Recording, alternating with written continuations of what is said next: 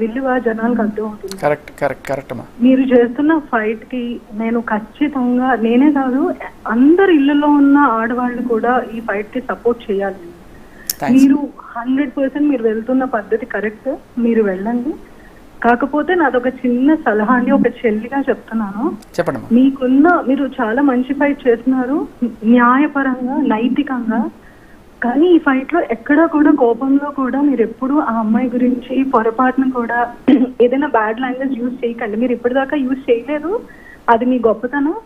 ఇంకెప్పుడు కూడా యూజ్ చేయకండి. ఎందుకంటే ఇలాంటి వాళ్ళు ఏం చేస్తారంటే ఈ జరిగిందంతా వదిలేసి పలానా వాళ్ళు నన్ను పలానా భాషతో మాట్లాడారు అని కూడా మన మీద కేసు. పాయింట్ ఏంటమ్మా, అది నా పర్సనల్ కాల్, దానికి ఏ రకమైన రెస్పాన్సిబిలిటీ ఉండదు. అవును, అమ్మాయి ఫోన్ చేసింది, అది కూడా అంటే ఉద్దేశపూర్వకంగా కాల్ చేసి రికార్డ్ చేయడం కూడా తప్పే కదండి. మీరు ఇంకా బాగా మాట్లాడారండి, నేనైతే ఇంకా బూతులు తిడతాను. మీరు ఇంకా చాలా బాగా మాట్లాడారు. ఎక్కడ బూతులు మాట్లాడలేదు యాక్చువల్లీ. నేనైతే బూతులు తిడతాను, పర్సనల్ కాల్ కాబట్టి. అవునవును అవును. ఎందుకంటే సార్ మీరు ఒక కాల్లో చెప్పారు మీరు జైలుకి వెళ్ళడానికి కూడా రెడీ అయ్యి హీరోలా వెళ్తాను అని. మీలాంటి వాళ్ళు జైల్లో ఉండకూడదు సార్, మీరు బయట ఉండాలి. మీరు ఇలాంటి ఎంతో మంది కోసం మీరు ఫైట్ చేయాలి. అందుకోసం ఒక చెల్లిగా ఒక చిన్న సజెషన్ ఇస్తున్నా. అంజలి గారు ఆశ్చర్యం, నిజంగా ఆశ్చర్యం అండి.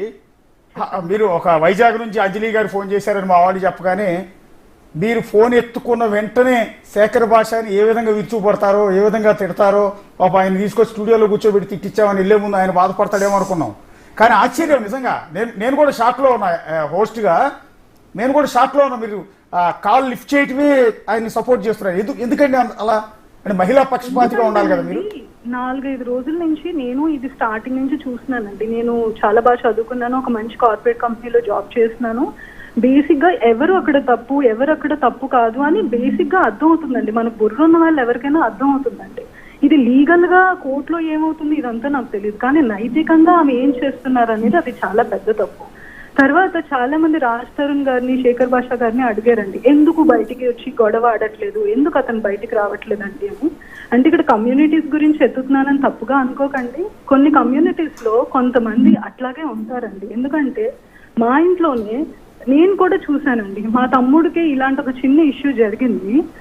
మా తమ్ముడు నా దగ్గరకు వచ్చి అక్క నాకు ఇలా జరిగింది అక్క, చాలా భయం వేస్తుంది అని చెప్పాడు.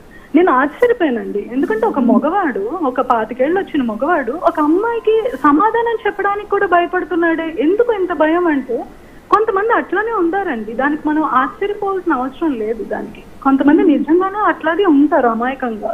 కానీ బయట జనాలు విన్న వాళ్ళకి అర్థం కాదు, ఒక మగాడు ఎందుకు భయపడుతున్నాడు అనేది వాళ్ళకి అర్థం కాదు యాక్చువల్లీ. అంటే మీరు మీ కుటుంబంలో ప్రాబ్లం ఫేస్ చేశారు ఒక మహిళ వల్ల? అంటే పెద్ద ఎక్స్టెంట్ వరకు వెళ్ళలేదండి, చాలా తక్కువలోనే మేము తప్పించుకోగలిగాము. కానీ అప్పుడు మా తమ్ముడు మాట్లాడిన మాట నాకు చాలా బలంగా గుర్తుండిపోయింది. అయ్యో, అంటే అబ్బాయిలు కూడా సాఫ్ట్ గా ఉంటారు, లైక్ సాఫ్ట్ హార్టెడ్ ఉంటారు, కైండ్ హార్టెడ్ ఉంటారు. గబుక్మని గొడవలు ఆడి నువ్వెంత అని అబ్యూసివ్ గా మాట్లాడలేకపోతారు. సో మాట్లాడలేదు కదా అని చెప్పి వాళ్ళది తప్పు, మాట్లాడిన వాళ్ళు అందరూ కరెక్ట్ అనేసి అంటే ఇంకా అందరూ రోడ్లెక్కి మీడియాకి గట్టిగా అరుచుకుంటూ ఉండాలి. ఆమె ఇచ్చిన కంప్లైంట్ కూడా ఎంత ఫన్నీగా ఉందంటేనండి, మొహం అంటే ఆకులో అన్ని పెట్టేసి ఉమ్మేసి తినండి అన్నట్టుంది. అతను కావాలి కానీ అతని మీద అన్ని కేసులు పెడతాను, అతను చాట్లు పెడతాను, అతను నన్ను బుర్రపగలు కొట్టాడు అన్ని చెప్పేస్తారంటే అతను కావాలంటే అసలు ఏదైనా అర్థం ఉందా అండి అందులో? అతని ఇంట్లో ఉండి అతని తిని అతని అమ్మ నాన్నని దూషించి అతన్ని తరిమేసి ఆక్రమించుకొని ఆ అమ్మాయి అతని జీపు అన్ని తీసుకొని హ్యాపీగా ఉంటూ అతను ఎక్కడో తెలియకుండా బతుకుతున్నాడు పాపం. అదేనండి, చివరికి మళ్ళీ నాకు రాజ్ తరుణ్ కావాలి. అసలు చాలా అమ్మాయి మీడియాలో ఇచ్చిన చాలా ఇంటర్వ్యూస్, అన్ని ఇంటర్వ్యూస్ నేను చూసానండి. కొన్నిట్లో ఆమె నవ్వుతున్నారు. నాకు ఆశ్చర్యం వేస్తుంది, అసలు నవ్వుతున్నారు ఏంటి అనేసి. మీరు కావలిస్తే చూడండి, ఎవరైనా ఆ కళ్యాణ్ సుంకర్ గారు, దిలీప్ శంకర్ గారు, నాకు ఐడియా లేదు, అతను గబుక్కుమని ఏదో మాట్లాడుతున్నారు. రేపు పొద్దున్న రాజ్ తరుణ్ పిలిస్తే మళ్ళీ ఇవిడ వెళ్ళిపోతుంది అనేసినానంటే ఆవిడ నవ్వుతున్నారు అనమాట. అంత నవ్వే కాడికైతే, అంత వెళ్ళిపోయే దానికైతే ఇన్ని కేసులు దేనికండి పెట్టుకోవడం?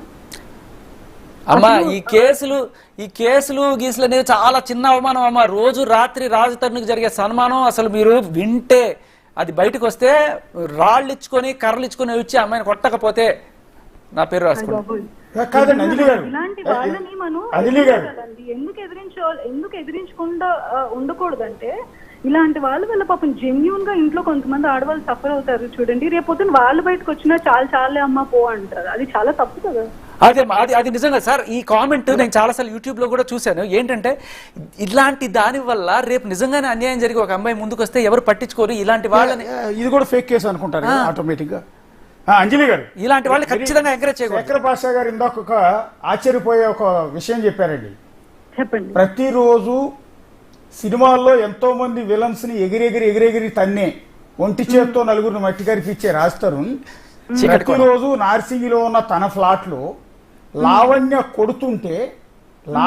కొడుతుంటే ఆ దెబ్బల సౌండ్ అరుపులు కూడా బయటికి రానియకుండా భరించేవాడట. అంతలా కొట్టేది అని చెప్తున్నాడు ఆయన. అందులో నమ్మసక్యంగా లేకపోవడానికి ఏమీ లేదండి. నేను ఇలాగా గబుక్మని ఒక పేరు ఎత్తుతున్నానని మీరు తప్పుగా అనుకోవండి. మెగాస్టార్ గారు ఉన్నారు, చిరంజీవి గారు ఉన్నారు, ఎన్ని ఫైట్లు ఎన్ని సినిమాలు, మెగాస్టార్ అతను బయటకు వస్తే ఎంత సౌమ్యంగా మాట్లాడతారండి. సినిమాల్లో విలన్ల మీద అరిచినట్టు అరుస్తారా? అతను ఎంత మంచి స్వభావం అతనిది. అలాగే రాస్తారు నేను ఎందుకు అనుకోరండి.